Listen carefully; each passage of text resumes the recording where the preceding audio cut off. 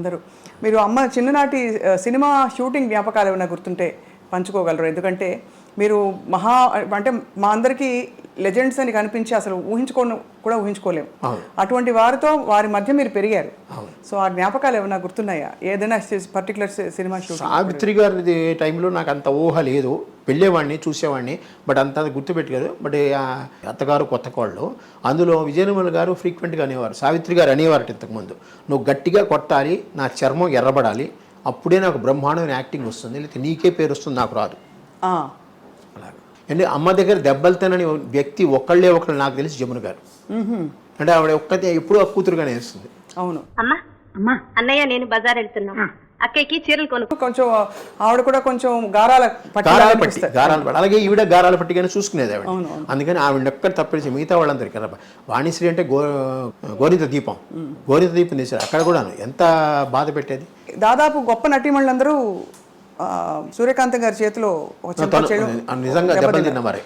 దెబ్బ కొట్టే అది ఎడం చేత్తో ఎంత విసురుగా వస్తుంది. అప్పుడు తగ్గలకుండానే కొడుతుంది ఆవిడ, కానీ ఆ విసురు తట్టుకోలేరు ఎవరు. మన కుడి చేతికి కూడా అంత బలం లేదు, ఆవిడ ఎడం చేతికి అంత బలం ఉంది. Left hander basically left hander ఆవిడ. అన్ని ఒక సంతకం మటుకు తెలుగులో పెడుతుంది, లెఫ్ట్ హ్యాండర్ రాయగలదు ఆవిడ, సంతకంలో తెలుగు నేర్చుకుంది. అలాగే భానుమతి గారి ఇంటికి మీరు వస్తూ పోతూ ఉండేవారు? చిన్నప్పుడు వస్తే పోతే ఉండే, ఆవిడ ఇక్కడికి వస్తూ ఉండేది. ఇదే ఇల్లు, ఇండిపెండెంట్ హౌస్. అప్పుడు ఇండిపెండెంట్ హౌస్. అమ్మగారు ఎప్పుడు కట్టించారు? 1956లో మేము చిన్న ఇల్లుగా కొన్నాం అమ్మా. ఇది యాక్చువల్గా స్పేస్ ఎక్కువగా ఉంది, కొనుక్కుని అప్పుడు మేము మెల్లిమెల్లిగా డెవలప్ చేసుకున్నాం, పక్కన గదులన్నీ వేసుకుని. 1956లో మేము వచ్చాము ఇక్కడికి. అమ్మ పోయేంత వరకు ఇది ఇండిపెండెంట్గానే ఉంది. అమ్మ ఫస్ట్ సంవత్సరీకాలు కూడా ఇక్కడే జరిగాయి. హౌస్ ఒక ఇండిపెండెంట్ హౌస్. దాని తర్వాత ఇది ఇచ్చారు డెవలప్మెంట్కి. అమ్మగారి నటన చూసి మిగతా వాళ్ళు సహ నటీనటులు ఏమనుకునేవారు అంటే, ఎందుకంటే అంత సహజంగా నటిస్తారు, ఇలా స్క్రీన్ మీదకి రాగానే ఆవిడ బాడీ లాంగ్వేజ్ అంతా నాకు తెలిసిన బాగా వచ్చింది. నాకు తెలిసినంత వరకు చాలామంది నువ్వు కొంచెం తగ్గితే నేను మాట్లాడతాను, నాకు వినపడుతుంది అన్న ఫీలింగ్లు నేను విన్నాను. అంటే ఎలాగా? ఎందుకంటే ఈవిడ వాగ్దాటికి కొట్టిపారేస్తుంది అనమాట ఏదొచ్చినా కూడా. ఆ సీన్లో ఈవిడే డామినేటింగ్. ఆ సీన్లో ఇంకోళ్ళకి రావాలంటే గ్యాప్ ఉండదు. పైగా ఈవిడేం డైలాగులు కొత్తగా చెప్తుంది, మీరు రాసిన డైలాగులు కన్నా కొత్తగా చెప్తుంది. పైగా డైరెక్టర్ ఆవిడ వదులుతాడు ఏదైనా అంటే కొంచెం ఇంప్రూవైజేషన్ చేసుకోవడానికి. అది బాగుంది చేసేయమంటాడు. అందుకనే చేసే. ఇప్పుడు చాలామంది చక్రపాణి గారు లాంటి వాళ్ళందరూ అమ్మ చెప్పడం ఏంటంటే, చాలామంది యాత్రిగా ఆవిడికి డైలాగులు ఎందుకు 2 ముక్కలు రాస్తే మిగతా అంతా చెప్పేస్తుంది, అనిపోతుంది. ఇటు వచ్చి ఆ క్యారెక్టర్ పేర్లు చెప్పాలి, క్యారెక్టర్ పేర్లు చెప్తే ఆవిడ ఆ ధాటిలో కొట్టుకుని వెళ్ళిపోతుంది. పదే మళ్ళీ మాట్లాడేది అది, ఏవే టిఫిన్ చేసావా?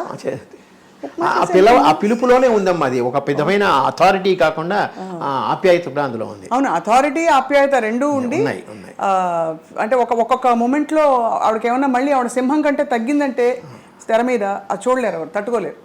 సూర్యకాంతం గారికి ఎవరికైనా ఏదైనా అవ్వచ్చు, కానీ ఆవిడకి చిన్న ఈగ కూడా అది చెప్పాను. ఆప్యాయత లాస్ట్లో వచ్చేస్తుంది, అందరికి అభిమానం. పైగా ఇప్పటికీ మన ఇంట్లో పిల్లలతో సహా ఎవరైనా చూశారంటే అమ్మ వచ్చినప్పుడు ఉండే ఫీలింగ్స్ మిగతా వాళ్ళ మీద పెద్దగా కలగదు. అది నేను మొన్న కాకినాడ వెళ్ళాను చూడడానికి. అంటే కాకినాడలో కూడా ఒక ఫంక్షన్ చేద్దామని ఒక ఐడియా. అక్కడికి వెళ్ళినప్పుడు అందరూ ఎలా చూశారంటే నేను ఎవరో వాళ్ళకి తెలీదు. నాకు కాకినాడకి సంబంధం లేదు, చిన్నప్పుడు ఇప్పుడు పుట్టాను అంతే తప్పితే. కానీ వెళ్ళిన వెంటనే అంత అభిమానం, అమ్మ సూర్యకాంతం గారు మేము చేస్తాం, మేము చూస్తామని ముందుకు వచ్చినారు చూసారా. అంత ఒక చిన్న సైజు ప్రభావం. 40-50 మంది వచ్చారు నా దగ్గర కంటే, మీరు ఆలోచించు. అందరూ పెద్ద పెద్ద డాక్టర్లే. అవును, ఆ మెమరీస్ అలాంటివి. పై 30 ఏళ్ళు అయిపోయిన తర్వాత ఇప్పుడు చాలామంది అంటారు అమ్మగారికి పద్మశ్రీ రాలేదు మీకు ఏమన్నా. నాకు దాని మీద సంబంధం లేదు. 30 ఏళ్ళు అయింది ఆవిడ పోయి. ఇప్పటికీ ఆవిడ గురించి ప్రజల హృదయాల్లో చెరగని ముద్ర. అది పద్మశ్రీ వాళ్ళు రాదు. అవును, ఊరికే పక్కన నేమ్ బోర్డు పక్కన పెట్టుకోవడానికి ఒక డిసిగ్నేషన్ లాగే అది. అవును, కానీ వారి జీవితంలో వచ్చిన పాత్రలు కావచ్చు, జీవితంలో వచ్చిన సంఘటనలు, అనుభూతులు అన్నీ కూడా ధైర్యంగా ఫేస్ చేశారా? ఎప్పుడైనా కష్టపడ్డారా? కానీ భయం ఎక్కువ. దేవుడా అది శ్రీదేవి సినిమాలో దేవుడా అనుకుంటుంది, ఆ క్షణంలో ఆ దేవుడా అనుకుంటుంది. ఎందుకంటే శ్రీదేవి ఇక్కడే ఉండేది, మా ఇంటికి వచ్చేది. అమ్మన్న ఇంటి ఏరియా కాముగా ఉంటుంది, కొనుక్కుంది ఆవిడ. సేటి కాలంలో కొనుక్కుంది ఆవిడ శ్రీదేవి. భారతి ఎదురు సందులో ఉండేది, మా ఇంటికి ఎదురుగుండా సందులో భారతి వాళ్ళ సిస్టర్ ఉండేవారు. తర్వాత షీలా అనుకుంటాను, ఇక్కడ మలయాళి, మన తెలుగులో కూడా చాలా సినిమాలు చేసింది ఆవిడ. ఇక్కడే ఉన్నారు. జయలలిత గారు మనకు కొంచెం దగ్గర స్టెల్లా మెరిస్ కాలేజ్ వెనకాల ఉన్నారు. అది కామ్ ఏరియా ఆ కాలంలో. సో శ్రీదేవి గారు ఇక్కడికి వస్తూ ఉండేవారా? ఇక్కడే ఉండేవారు ఆవిడ. తర్వాత ఇక సినిమా షూటింగ్లకి వాటికి వేరే ఊళ్ళు వెళ్ళడం అని వెళ్ళి తర్వాత డెవలప్ అయిన తర్వాత వెళ్ళిపోయింది ఆవిడ. ఇక్కడ ఆ ఇల్లు అలాగా ఖాళీగా తాళం వేసుకుంది. అసలు ఏ ప్రోగ్రామ్ ఉన్నా ఏదైనా సరే ఇంట్లో ఫంక్షన్ జరిగిందంటే అందరూ వస్తారమ్మా. అలాగే మేము కూడా కొన్ని చోట్లకి వెళ్తాం ఖచ్చితంగా. ఛాయాదేవి గారు ఫ్రీక్వెంట్గా వస్తారు. రావడమే బయట నుంచే ఆ తలుపు తెరవక ముందే ఆవిడ గొంతు స్టార్ట్ అవుతుంది. ఓహో, ఛాయాదేవి గారా? ఛాయాదేవి గారు ఆవిడ చాలా అసలు ఆగదు, ఆవిడ ఆగదు. అమ్మ ఛాయాదేవి గారు బాగానే ఉండేవారు. అంటే ఒక విధంగా మా ఫ్యామిలీలో అమ్మ ఆవిడ కూర్చుంటే అమ్మ తక్కువ మాట్లాడేది, ఆవిడ ఎక్కువ మాట్లాడేది. హేమలత గారు అలా కాదు. హేమలత గారి ఇంటికి మేము వెళ్ళేవాళ్ళం, మా ఇంటికి ఆవిడ వచ్చేది. వాళ్ళ అబ్బాయి శరత్ ఉన్నాడు, నా క్లోజ్ ఫ్రెండ్ అతను. ఆ శేషగిరిరావు గారు హస్బెండ్ ఉన్నారు. వాళ్ళతో కూడా చాలా సత్సంబంధాలు. ఏది వచ్చినా ఖాళీ ఉన్నారంటే కాంతం అంటూ వచ్చేసేది అనమాట. ఏం చేస్తున్నావు, మా వంటకాలు నువ్వు ఎలా చేయవలే, మీ వంటకాలు రుచి చూపించలేదు ఆవిడ. వాళ్ళు నాన్ వెజ్ కదా, అందుకని. అవును.